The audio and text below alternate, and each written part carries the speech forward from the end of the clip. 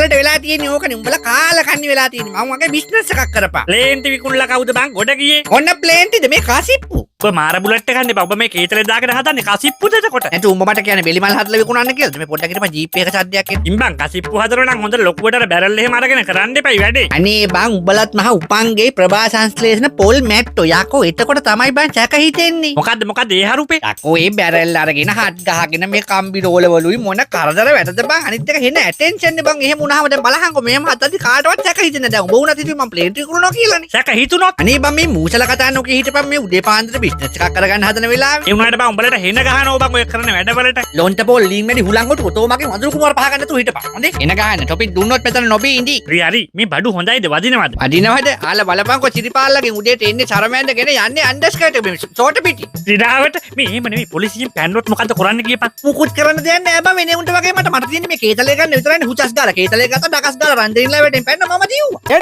media එක හොඳට share කරන්න කමෙන්ට් කරන්න